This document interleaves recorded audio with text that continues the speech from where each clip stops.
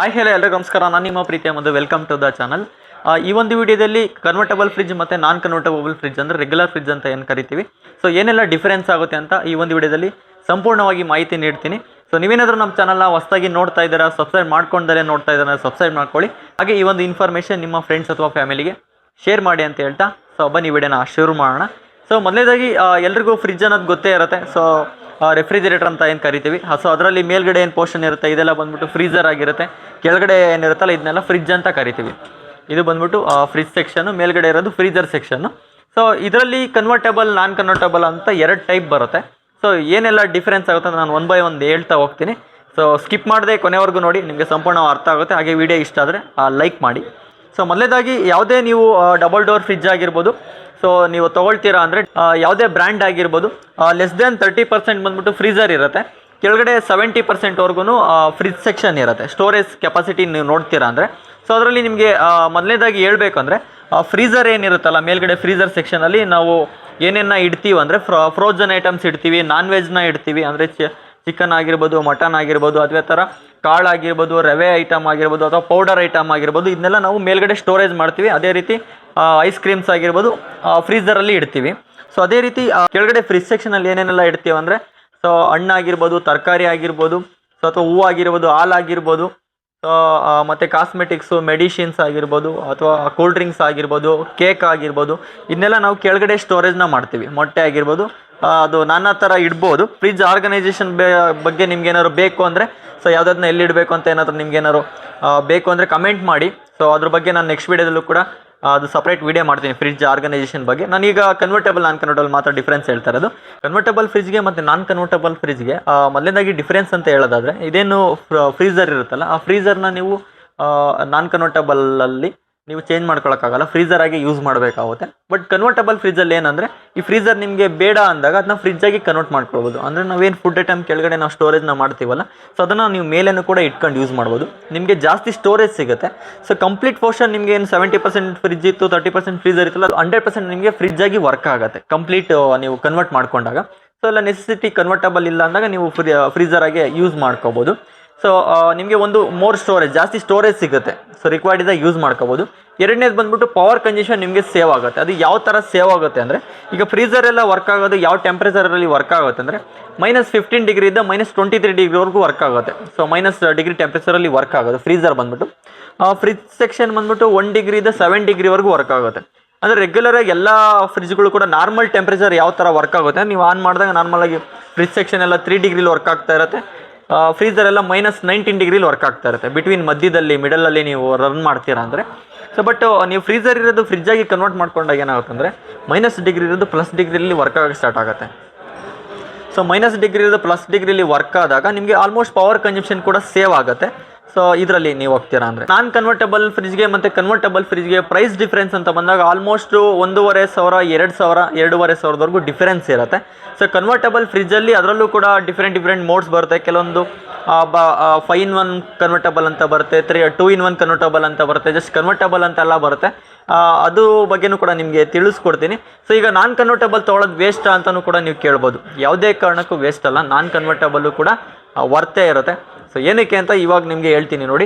So ಫ್ರೀಸರು ನಾವೇನೇನು storage ಮಾಡ್ತೀವಲ್ಲ, so ನಾವು ಫ್ರೀಸರಲ್ಲಿ storage ಮಾಡೋದು ಆಲ್ಮೋಸ್ಟ್ ನಾವು 15 to 20 ಡೇಸ್ವರೆಗೂ ಸ್ಟೋರೇಜ್ನ ಮಾಡ್ಬೋದು. 15ರಿಂದ 20 ದಿನದವರೆಗೂ ನಾವು ಸ್ಟೋರೇಜ್ನ ಮಾಡ್ಬೋದು. ಫ್ರಿಡ್ಜಲ್ಲಾದರೆ ನಾವು ಏನು ರೆಗ್ಯುಲರ್ ಯೂಸ್ ಮಾಡ್ತೀವಲ್ಲ, ಅದೆಲ್ಲ ಒಂದು 4-5 ದಿನ, ಮ್ಯಾಕ್ಸಿಮಮ್ ಒಂದು ವಾರದವರೆಗೂ ಇಡ್ಬೋದು ಅಷ್ಟೇ. ಅದಾದಮೇಲೆ ಅದು ಇರೋದು ಇಲ್ಲ, ಯಾಕಂದರೆ ಅದು ಅಷ್ಟೇ ಇರುತ್ತೆ. ಬಟ್ ಫ್ರೀಸರಲ್ಲಿ ಏನಕ್ಕೆ ಅಂದರೆ, ಇವಾಗ ನಾನ್ ವೆಜ್ ಆಗಿರ್ಬೋದು, ಸೊ ಯಾವುದೇ ಒಂದು ಪದಾರ್ಥ ಆಗಿರ್ಬೋದು 15 ದಿನ ಆದ್ರೂ ಅದ್ರಲ್ಲಿ ಕೇಳೋದಿಲ್ಲ. ಇವಾಗ ಯಾವುದೇ ಒಂದು ಮಾಂಸ ಆಗಿರ್ಬೋದು, ಸೊ ಅದು ನಾವು ಅದರಲ್ಲಿ ಇಡ್ತೀವಿ ಅಂದ್ರೆ ಕಂಪ್ಲೀಟ್ ಫ್ರೀಸ್ ಆಗಿದೆ ಅಂದರೂ ಕೂಡ ಸ್ಮೆಲ್ ಅಂತೂ ಬರಲ್ಲ ಅದು. ಸೊ ಅದೇ ನಾವು ಫ್ರಿಜ್ ಸೆಕ್ಷನಲ್ಲಿ ಯಾವುದೇ ಒಂದು ಪದಾರ್ಥ ಕೆಟ್ಟೋಯ್ತು ಅಂದರೂ ಅದನ್ನು ನೆಕ್ಸ್ಟಕ್ಕೆ ಎಲ್ಲದಕ್ಕೂ ಅಂಟ್ತಾ ಇರುತ್ತೆ. ಇವಾಗ ಒಂದು ಚಿಕ್ಕದು ಯಾವುದೋ ಒಂದು ಮನೇಲಿ ಒಂದು ಚಟ್ನಿ ಇರುತ್ತೆ, ಅದೇನಾದರೂ ಆಲ್ರೆಡಿ ಅದು ಹೋಗಿದೆ ಅಂದರೆ ಆಲ್ರೆಡಿ ಸ್ಮೆಲ್ಲೆಲ್ಲ ಮರ್ಜ್ ಆಗ್ತಾ ಇರುತ್ತೆ. ಬಟ್ ಫ್ರೀಸರಲ್ಲಿ ಆ ಥರ ಆಗಲ್ಲ. ನಿಮಗೆ ಫ್ರೀಸರ್ ಕೂಡ ಯೂಸ್ ಆಗುತ್ತೆ. ನಿಮಗೆ ಜಾಸ್ತಿ ಸ್ಟೋರೇಜ್ ಏನು ಬೇಕಾಗಲ್ಲ ಮನೆಗಳಲ್ಲಿ. ಸಾಕು ನಮಗೆ ಕೆಳಗಡೆ ಏನು ಸ್ಟೋರೇಜ್ ಇದೆ ಅದೇ ಸ್ಟೋರೇಜ್ ಸಾಕು. ಮೇಲ್ಗಡೆ ಕನ್ವರ್ಟಬಲ್ ಏನು ರಿಕ್ವೈರ್ಡ್ ಇಲ್ಲ. ಅದರಲ್ಲೇ ನಾವು ಬೇಕಾದರೆ ನಮಗೆ ಬೇಕಾದಾಗ ನಮಗೆ ಐಸ್ ಕ್ಯೂಬ್ಸ್ ಬೇಕಾದ್ರೆ ಐಸ್ ಕ್ಯೂಬ್ಸ್ ಮಾಡ್ಕೊಳ್ತೀವಿ, ಅಥವಾ ಇಲ್ಲಾಂದರೆ ಏನಾದರೂ ಫ್ರೋಝನ್ ಐಟಮ್ಸ್ ನಾನ್ ವೆಜ್ ಎಲ್ಲ ಸ್ಟೋರೇಜ್ ಮಾಡ್ತಾ ರೆಗ್ಯುಲರಾಗಿ ಯೂಸ್ ಮಾಡ್ತಾನೆ ಇರ್ತೀವಿ ಅನ್ನೋದವ್ರಿಗೆ ನಾನ್ ಕನ್ವರ್ಟಬಲ್ ಬೆಸ್ಟ್ ಇರುತ್ತೆ. ಕನ್ವರ್ಟಬಲ್ ಏನು ಅವ್ರಿಗೇನು ಅವಶ್ಯಕತೆ ಇರಲ್ಲ. ಯಾಕಂದರೆ ಕಂಟಿನ್ಯೂಸ್ ಆಗಿ ಅವ್ರಿಗೆ ನಾನ್ ವೆಜ್ ಎಲ್ಲ ಸ್ಟೋರೇಜ್ ಮಾಡ್ತಾರಂದರೆ ಕಂಪಲ್ಸರಿ ಫ್ರೀಸರ್ ಬೇಕೇ ಬೇಕಾಗುತ್ತೆ. ಯಾಕಂದರೆ ನೀವು 10-15 ಡೇಸ್ ಇಟ್ಟರು ಕೂಡ ಏನೂ ಕೂಡ ಆಗಲ್ಲ. ಯಾಕಂದರೆ ಫ್ರೀಸರ್ ಬಂದುಬಿಟ್ಟು ಮೈನಸಲ್ಲಿ ವರ್ಕ್ ಆಗುತ್ತೆ, ಯಾವುದೇ ಥರ ಸ್ಮೆಲ್ಲು ಕೂಡ ಕ್ರಿಯೇಟ್ ಆಗಲ್ಲ. ಸಿಂಪಲ್ ಟೆಕ್ನಾಲಜಿ ಯಾವುದೇ ಆಗಿರ್ಬೋದು, ಎಕ್ಸ್ಟ್ರೀಮ್ ಎಕ್ಸಸ್ ಹೀಟ್ ಇದ್ದರೂ ಕೂಡ ಯಾವುದೇ ಬ್ಯಾಕ್ಟೀರಿಯಾಸ್ ಅಟ್ಯಾಕ್ ಆಗಲ್ಲ. ಎಕ್ಸ್ಟ್ರೀಮ್ ಕೋಲ್ಡ್ ಇದ್ದರೂ ಕೂಡ ಯಾವುದೇ ಬ್ಯಾಕ್ಟೀರಿಯಾಸ್ ಅಟ್ಯಾಕ್ ಆಗಲ್ಲ. 99.99% ಕೂಡ ಅದಕ್ಕೆ ಯಾವುದೇ ಥರ ಏನೂ ಆಗಲ್ಲ. ಸೊ ನಾನು ಹೇಳ್ತಾ ಇರೋದಷ್ಟೇ. ಸೊ ಅದು ಟೆಕ್ನಾಲಜಿ. ಸೊ ಎಕ್ಸ್ಟ್ರಾ ಕೋಲ್ಡ್ ಇದ್ದಷ್ಟು ಇವಾಗ ಯಾವುದೇ ಥರ ಸ್ಮೆಲ್ಲು ಕ್ರಿಯೇಟ್, ಯಾವುದೇ ಒಂದು ಪದಾರ್ಥ ಕೆಟ್ಟು ಹೋಗಲ್ಲ ಫ್ರೀಸರಲ್ಲಿ ಇತ್ತು ಅಂದರೆ. ಫ್ರೀಸರ್ ಕೂಡ ಯೂಸ್ ಆಗುತ್ತೆ. ಅದೇ ನಿಮ್ಗೆ ಅರ್ಥ ಆಗಿದೆ ಅಂತ ನಾನು ಭಾವಿಸ್ತೀನಿ. ಸೊ ಫ್ರೀಸರ್ ಸ್ಟೋರೇಜ್ ರಿಕ್ವೈರ್ಡ್ ಇದ್ದರೆ ನೀವು ಕನ್ವರ್ಟಬಲ್ಗೆ ಹೋಗ್ಬೋದು, ಇಲ್ಲಾಂದರೆ ಫ್ರಿಜ್ಜಾಗೆ ಯೂಸ್ ಮಾಡ್ಕೋಬೋದು. ಯಾವುದೇ ರೀತಿ ಇದರಲ್ಲಿ ಡಿಸ್ಅಡ್ವಾಂಟೇಜ್ ಅಂತ ಏನಿಲ್ಲ. ಏನಂದರೆ ಈ ಕನ್ವರ್ಟಬಲ್ ಅನ್ನೋದು ಒಂದು ಆಪ್ಷನ್ ಅಷ್ಟೇ. ನಾನ್ ಕನ್ವರ್ಟಬಲ್ಗೆ ಡಿಸ್ಅಡ್ವಾಂಟೇಜ್ ಆಗಿರ್ಬೋದು ಆ ಥರ ಏನೂ ಕೂಡ ಇಲ್ಲ. ಒಂದು ಸ್ಟೋರೇಜು, ಇನ್ನೊಂದು ಪವರ್ ಕನ್ಸಂಪ್ಷನ್ ಅಷ್ಟು ಮಾತ್ರ ಡಿಫರೆನ್ಸ್ ಆಗುತ್ತೆ. ಸೊ ಕನ್ವರ್ಟಬಲಲ್ಲಿ ಇನ್ನು 5-in-1 ಕನ್ವರ್ಟಬಲ್ ಆ ಥರ ಎಲ್ಲ ಬರುತ್ತೆ. ಅದು ಯಾವ ಥರ ಅಂತ ನಿಮಗೆ ತೋರಿಸ್ಕೊಡ್ತೀನಿ ನೋಡಿ. ಈಗ ಕನ್ವರ್ಟಬಲ್ ಫ್ರಿಜ್ ಅಂತ ಬಂದಾಗ ಅದರಲ್ಲಿ ಸುಮಾರು ಮಾಡಲ್ಸ್ ಬರುತ್ತೆ. ಅದರಲ್ಲಿ 5-in-1 ಕನ್ವರ್ಟಬಲ್ ಅಂತ ಕೂಡ ಒಂದು ಎಕ್ಸಾಂಪಲ್ ತೋರಿಸ್ತೀನಿ ನೋಡಿ, ಕನ್ವರ್ಟಬಲಲ್ಲಿ ಏನೇನು ಡಿಫರೆನ್ಸ್ ಆಗುತ್ತೆ ಅಂತ. ಇದು ಸ್ಯಾಮ್ಸಂಗ್ ಬ್ರ್ಯಾಂಡಲ್ಲಿ ಇದು 5-in-1 ಕನ್ವರ್ಟಬಲ್ ಅಂತ ಬರುತ್ತೆ. ಸೊ ಅಂದರೆ ರೆಗ್ಯುಲರಾಗಿ ಏನು ಫ್ರೀಸರ್ ಇದೆಯಲ್ಲ, ಸೊ ಇದನ್ನು ನಾವು 5 ಡಿಫ್ರೆಂಟ್ ಮೋಡ್ಸಲ್ಲಿ ಆಪ್ರೇಟ್ನ ಮಾಡ್ಬೋದು. ಸೊ ಕಂಟ್ರೋಲ್ನ ಮಾಡ್ಬೋದು. ಯಾವ ಥರ ಅಂದರೆ, ಸೊ ಈಗ ರೆಗ್ಯುಲರ್ ಅಂತ ಫ್ರಿಜ್ಜಾಗಿ ಯೂಸ್ ಮಾಡ್ತೀರಾ, ಫ್ರೀಸರಾಗಿ ಯೂಸ್ ಮಾಡ್ತೀರಾ, ಅದು ಫಸ್ಟ್ ಮೋಡು. ಸೆಕೆಂಡ್ ಬಂದುಬಿಟ್ಟು ಏನಂದರೆ, ಸೊ ನಿಮಗೆ ಫ್ರೀಸರ್ ರಿಕ್ವೈರ್ಡ್ ಇಲ್ಲದೇ ಇದ್ದಾಗ ಇದನ್ನ ಫ್ರಿಜ್ಜಾಗಿ ಕನ್ವರ್ಟ್ ಮಾಡ್ಕೊಳ್ಬೋದು. ಅವಾಗ ಏನಾಗುತ್ತೆ, ಕಂಪ್ಲೀಟ್ ಪೋರ್ಷನ್ ಏನಾಗುತ್ತೆ ಕಂಪ್ಲೀಟ್ ಪೋರ್ಷನ್ ಫ್ರಿಜ್ ಆಗುತ್ತೆ, 100% ಫ್ರಿಜ್ಜಾಗಿ ವರ್ಕ್ ಆಗುತ್ತೆ. ಸೊ ಅದೇ ರೀತಿ ಇನ್ನೊಂದು ಏನಂದರೆ, ಮೇಲ್ಗಡೆ ನಿಮಗೆ ಏನಾದರೂ ಆಫ್ ಮಾಡ್ಕೊಳ್ತೀರಂದರೆ ಮಾಡ್ಕೊಳ್ಬೋದು.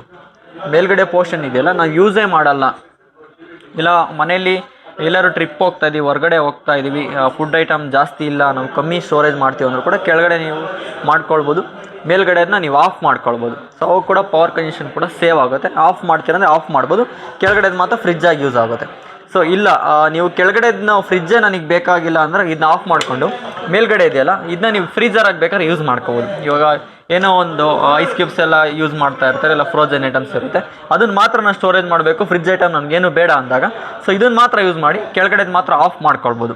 ಸೊ ಇನ್ನೂ ಒಂದು ಬಂದುಬಿಟ್ಟು, ಇಲ್ಲ ನನಗೆ ಫ್ರಿಜ್ ಮಾತ್ರ ಬೇಕು ಅಂದರೆ, ನನಗೆ ಜಾಸ್ತಿ ಐಟಮ್ ಇಲ್ಲ ಅಂತ ಹೇಳಿದಾಗ, ಒಬ್ಬರೇ ಇದ್ದೀರಾ ಮನೆಯಲ್ಲಿ, ಜಾಸ್ತಿ ಫುಡ್ ಐಟಮ್ಸು ಇಲ್ಲ ಅಂತ ಹೇಳಿದಾಗ ಕೆಳಗಡೆದನ್ನ ನೀವು ಕಂಪ್ಲೀಟ್ ಆಫ್ ಮಾಡಿಕೊಂಡು ಮೇಲ್ಗಡೆ ಫ್ರೀಸರ್ ಇದೆಯಲ್ಲ ಅದನ್ನ ಫ್ರಿಜ್ಜಾಗಿ ಕನ್ವರ್ಟ್ ಮಾಡಿಕೊಂಡು ಇದನ್ನ ಮಿನಿ ಫ್ರಿಜ್ಜಾಗಿ ಯೂಸ್ ಮಾಡ್ಕೊಳ್ಬೋದು. ಇದನ್ನ ಮಿನಿ ಫ್ರಿಜ್ಜಾಗಿ ಯೂಸ್ ಮಾಡ್ಕೊಳ್ತೀವಿ ಅಂದರೂ ಕೂಡ ಆಲ್ಮೋಸ್ಟ್ ಪವರ್ ಕನ್ಸಂಪ್ಷನ್ ಸೇವ್ ಆಗುತ್ತೆ.